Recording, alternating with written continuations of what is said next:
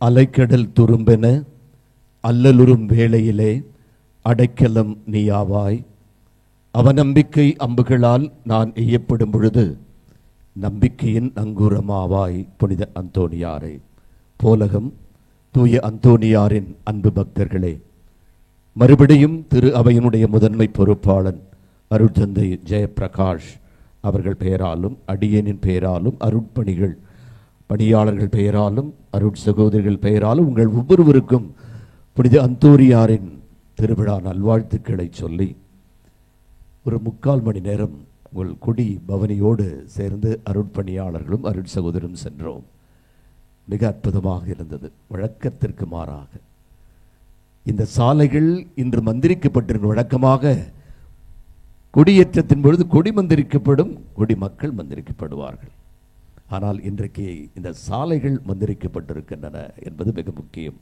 கவி பேரரசு வைரமுத்து அற்புதமாக சொல்லுவான், துடைத்துவிட்ட சாலைகள், குளித்துவிட்ட மரங்கள், கழுவிவிட்ட வீடுகள் அவ்வளவு சுத்தமாக, ஒன்று மட்டும்தான் சுத்தமாக இருந்ததை மாற்றி அமைத்தார்கள். இந்த வெடி வெடித்து எல்லா இடத்தையும் இந்த குப்பையை ஆக்கி விட்டார்கள். வெடி தேவைதான், பட்டாசு தேவைதான். எப்பொழுது? தீபாவளி. ஆனால் காலமெல்லாம் ஒளி கொடுக்கின்ற மெழுகுவர்த்தி தேவை.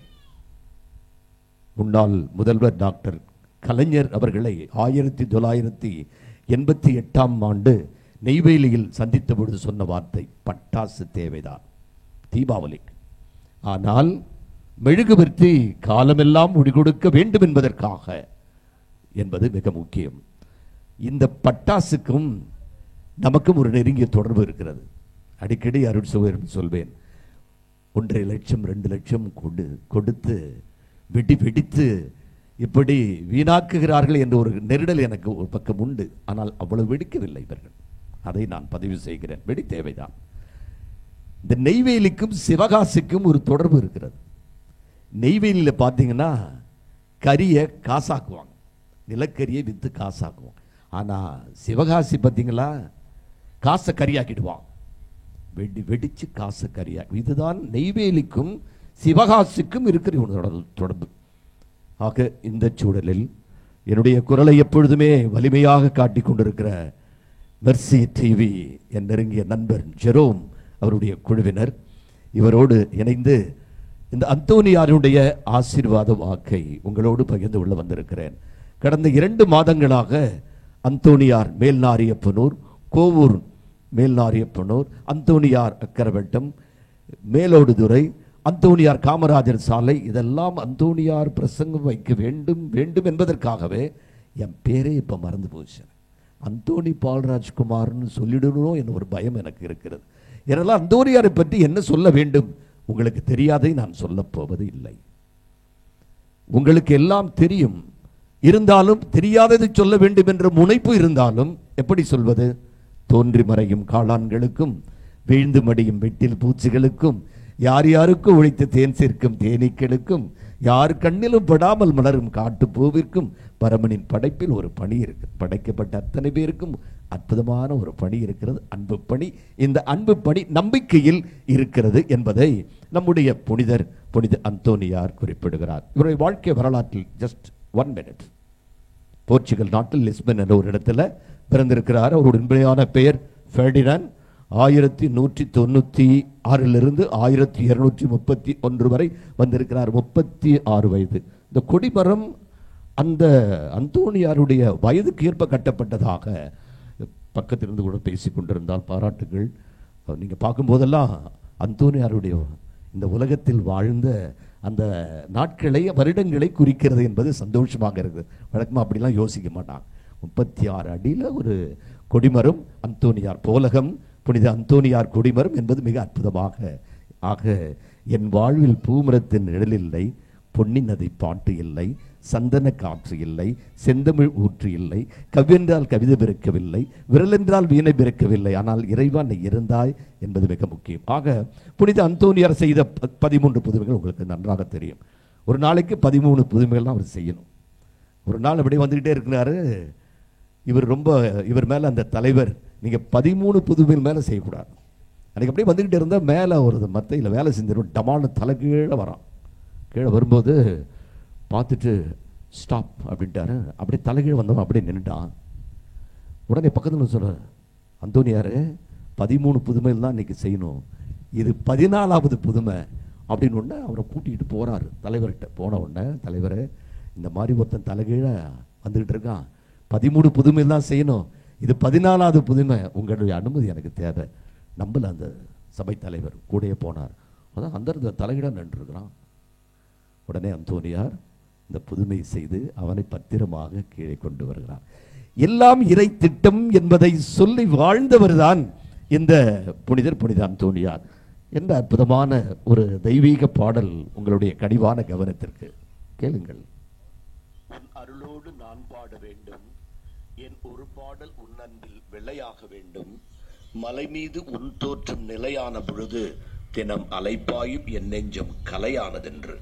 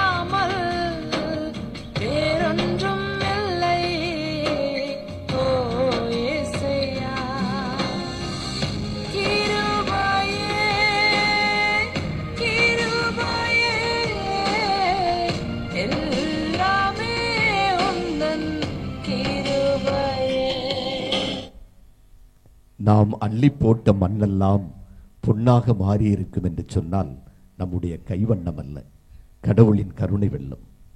நாம் கிறுக்கியதெல்லாம் கோலமாக மாறி இருக்கும் என்று சொன்னால் அதன் குறுக்கே புகுந்து எழுதியவர் தான் புனித அந்தோனியார். ஆக அந்தோனியார் இன்று உங்களுக்கும் எனக்கும் இந்த கொடிமரத்தின் வாயிலாக சொல்ல இருக்கிற செய்தி என்ன என்று பார்த்தால், இறைவனுடைய திட்டம், இறைவனுடைய செயல்பாடுகள், அதற்கு மட்டும் அணிபடுகின்ற அத்தனை பேருக்கும் அந்தோனியாருடைய அருள் ஆசீர் என்றும் இருக்கிறது என்ற உணர்வு. கொடிமரத்தில் நீங்கள் அந்த ஜபத்தை கவனித்திருப்பீர்கள் என்று சொன்னால், இந்த கொடி மேலே ஏற்றப்படுவதைப் போல இவருடைய மனங்களும் மேலே ஏற்றப்படும். ஒரு ஸ்மால் எக்ஸசைஸ், பாடற்குழு அது மட்டும் போடலாம். ஓகேவே, இந்த ப்ரிஃபேஸில் ஒரு பாட்டு பாடுவாங்களே, ஆண்டவர் உங்களோடு இருப்பாராக, இதயங்களை மேலே எழுப்புங்கள் இல்லையா, ஆண்டவர் உங்களோடு இருப்பாராக,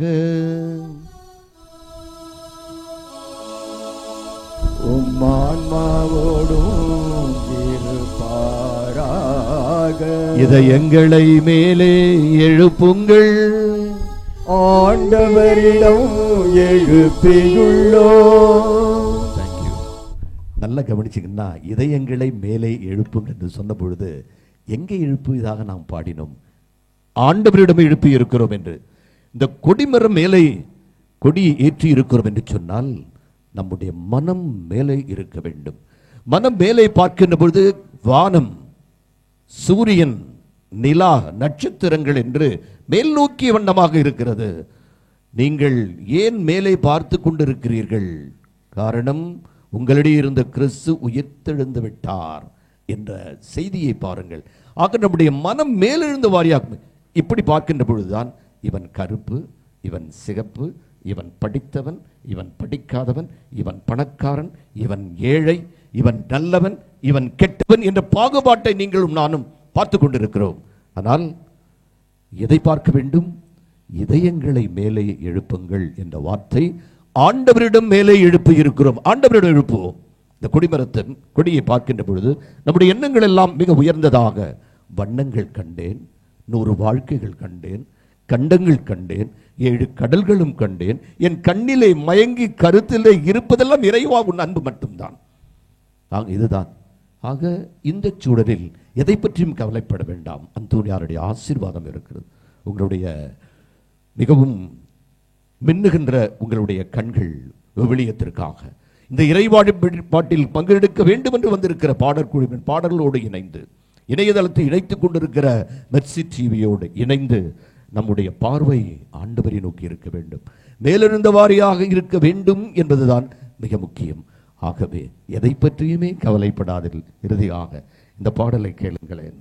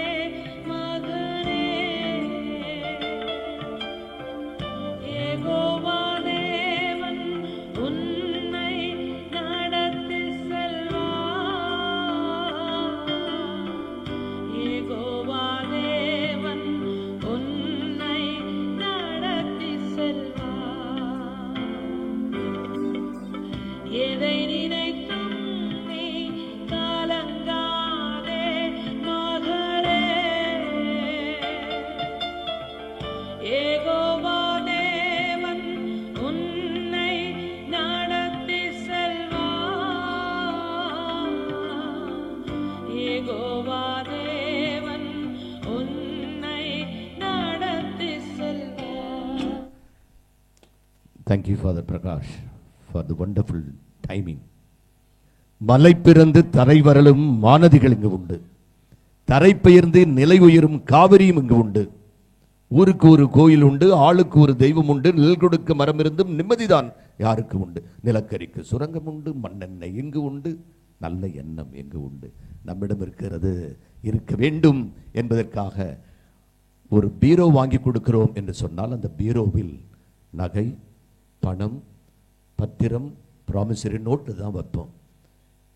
அதில் போய் குப்பையும் அல்லது அழுக்கு துணியும் வைப்போமா? வைக்க மாட்டோம். நம்முடைய மனம் ஒரு அற்புதமான ஒரு பீரோவுக்கு சமம். இதயம் கடவுள் தந்தது.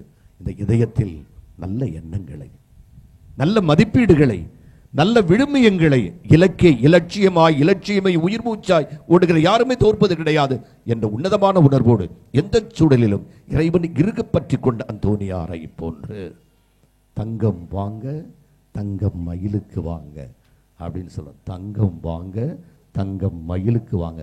ஃப்ரீயா கொடுப்பாங்களா? 1 லட்சம் கொடுப்பாங்களா? இல்லை.